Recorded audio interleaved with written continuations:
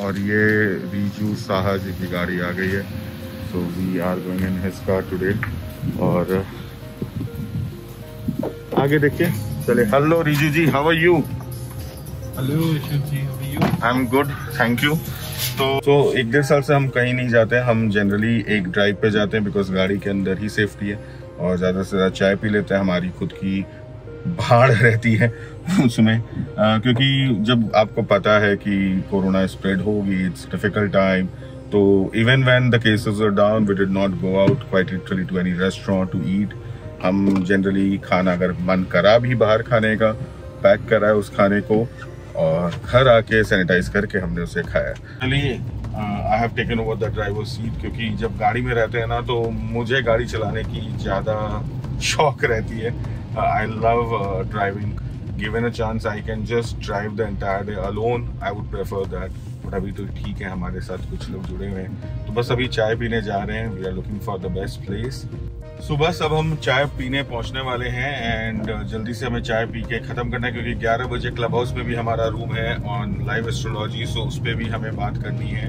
Will be taking up questions from people, and so if you are not yet connected with us on Clubhouse, you can definitely do that. We keep making various rooms. So yes, Riju रहोगे तो Clubhouse पे we have to take questions and make sure we make people aware हमारी ancient India के बारे में, कि हमारी जो लॉजिक्स थी, सब कुछ थी, पढ़ाई थी, उनकी कोई ना कोई मीनिंग थी। करेक्ट? एब्सोल्युटली। तो इसीलिए ज्योतिष भी हमारा एक पार्ट है, जैसे आयुर्वेदा था, योगा था, और उसमें हम बहुत कुछ सीख पाते हैं अपने देश के बारे में। तो उससे मुझे याद आए कि there is a lot of conversation about something very unfortunate that happened with Mandira Bedi. Right. Being the strong woman that she is, she chose to perform the last rites for her husband. Right. But after that, social media being social media, they brought up whether it is right, it is wrong. ठीक है, वो तो हर बात पे उन लोग debate करते हैं. But an aspect of equality came up. Okay. कि women are equals and they should be doing this, and equality की एक बात उठी. जी. तो what do you think? Like शास्त्र में इसकी कोई mention है? या I mean, is this like a written rule? What do you think? So अगर रिटर्न रूल होती तो मंदिरा बेदी जी को लास्ट राइट्स परफॉर्म करने नहीं दिया जाता। Correct. So that means there is no return rule. और मंदिरा बेदी जी क्यों, वो सेलिब्रिटी है इसलिए हमें सुनने मिलता है, बट बहुत सी औरतें हैं आज भी गाँव में जो रिचुअल्स परफॉर्म करती हैं, खुद करती हैं। They perform the last rites themselves. Some women do participate in cities also. So there's no written rule here. और हमारे हिंदुइज्म में या सनातन धर्म में कभी भी ये रिटन रूल्स कभी कोई थी नहीं। वी नेवर हैड कमांडमेंट्स कि ये करना है, ये नहीं करना है, इस तरह से करना है। हमारे यहाँ था कि ये एक अंडरस्टैंडिंग है हमारी साइकोलॉजिकल एस्पेक्ट की, फिजियोलॉजिकल एस्पेक्ट की। उसके बेस पे अगर आपको कोई चीज सूट करता है तो आप करो, आपको नहीं सूट करता तो आप मत करो। राइट नाउ क्यों हम प्रेफर करते थे पहले के जमाने में कि भाई woman doesn't perform last rites, not because शास्त्र में women are not powerful, because हमारा जो इंडिया है, हमारी माइथोलॉजी ऐसी है कि जहां पर एक गांधारी भगवान को कर्स करती है, श्राप देती है, और भगवान उससे सवाल नहीं उठाते।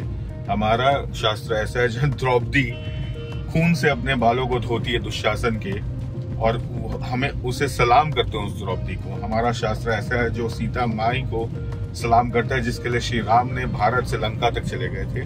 तो हमारे शास्त्र में तो लक्ष्मी, सरस्वती, काली सब कुछ देवियों को ही दिया गया है। तो हमारे शास्त्र में कभी कोई प्रॉब्लम नहीं थी। ये था कि एक धरती पे कुछ चीजें साइकोलॉजिकल एस्पेक्ट में भी होती है। The reason was to every thought there is an image, right और रॉन्ग एवरीवन, करेक्ट?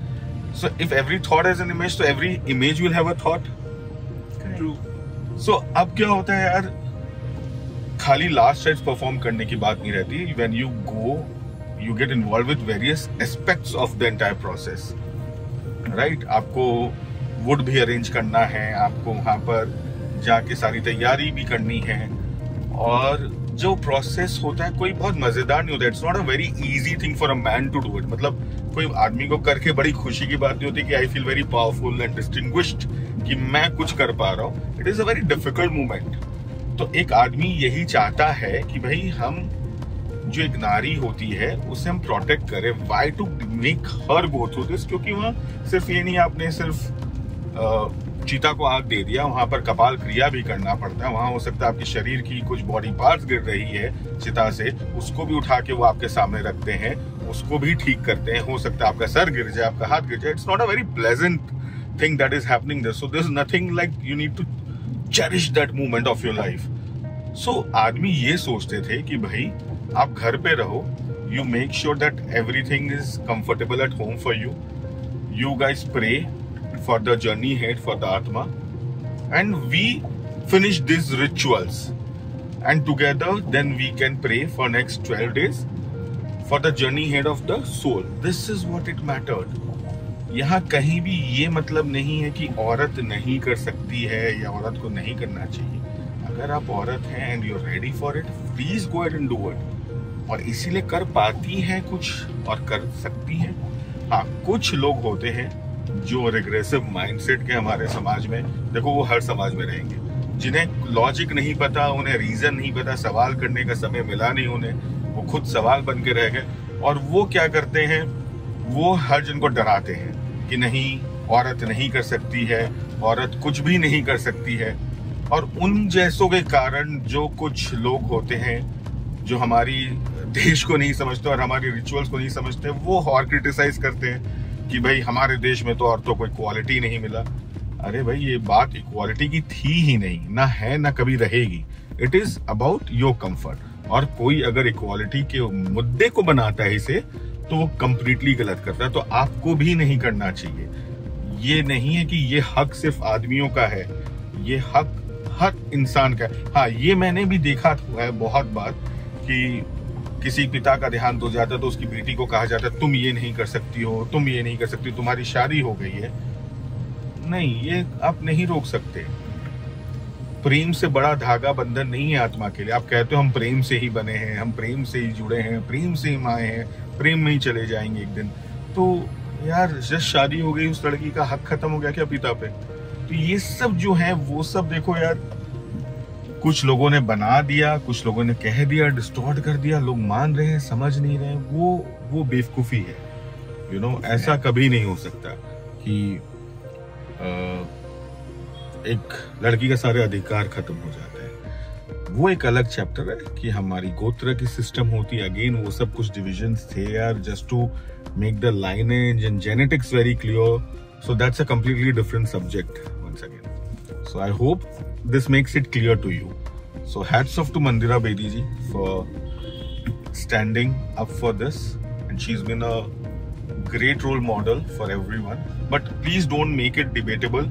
ये रिक्वेस्ट आप सभी से करूंगा, इसको आर्ग्यूमेंट मत बनाओ और ये मत बनाओ कि ये गलत है, सही है, या पहले जो हुआ लोग नहीं किए तो वो गलत है, या अब हर औरत को करना चाहिए। तो ये भी प्रेशर बन जाएगी यार कि अगर आप नहीं कर रहे हो, बात समझो, तो आप अपने पिता को प्यार नहीं करते। आप समझो कोई कमजोर दिल वाली लड़की है और नहीं देख सकती यार। For a girl, her father और a mother is they may be sensitive. हम कहते हैं कि लड़कियां थोड़ी सेंसिटिव होती हैं, that's their emotional state of mind. Sensitive ये नहीं कि कमजोर होती हैं।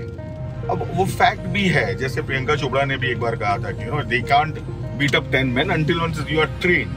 So physically they are not made that way. So emotionally क्या होता है, कभी कभी there are few things you cannot handle, though emotionally probably they are better than men.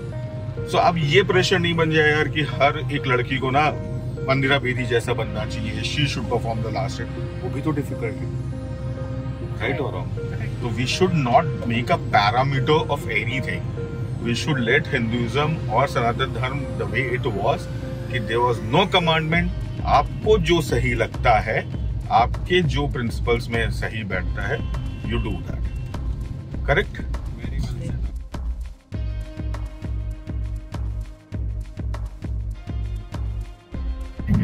और ये जो एक अच्छी फ्लाईओवर बन गई है 2 से 3 किलोमीटर की, so this is a very convenient flyover. ये हमें एयरपोर्ट के पास ले जा रही है। तो अभी हम जहाँ जा रहे हैं वहाँ एयरपोर्ट के पास है, that's around 20 kilometres away from my home.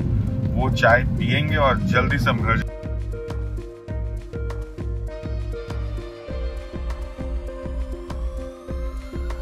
सो ये फाइनली हमारी चाय आ चुकी है, which is looking very nice. ये हमारा खुद का ही कप है, केटली में आया। और ये हम कलकत्ता से कुछ दूर है। This is Belgarhia expressway, this is where we come to have our tea. और यही दुकान खुली रहती है, आसपास देखो सब बंद है। तो and we know the person बहुत पहले से, तो वो हमारे लिए ही स्पेशल सब कुछ बना देते हैं। एंड आई होप आपको मजा आए। Women power, woman. The shop is called Manisha and Women Power. And it is about women power. हाँ. तो देख लीजिए, सब इक्वालिटी का ही है। Women power is the biggest power. और मैं तो हमेशा कहता हूँ Sanatan Dharma is only about women power. Lakshmi, Saraswati, Kali, Khushi, Manisha, सब वुमेन पावर है। So I hope you enjoyed our conversation. रूढ़िवादी बातों से बाहर निकलो कि औरत कमजोर है या औरत को ये अलाउ नहीं करना चाहिए। वो उसका पर्सनल ओपिनियन होना चाहिए, what she is comfortable with. और अगर कुछ लोग मना किए थे पहले जमाने में, वो इसलिए नहीं किए थे कि भगवान गुस्सा हो जाएंगे या आपकी मोक्ष प्राप्ति में प्रॉब्लम होगी। जो मैंने बताया उस कारण से मना किए थे। आज कुछ लोग उस लॉजिक को उसको नहीं समझते हैं और उन्हें लगता है कि उनका भगवान नाराज हो जाएगा। भगवान नाराज नहीं होगा, आपके कर्म जरूर गलत हो जाएंगे। So God bless, take care, see you.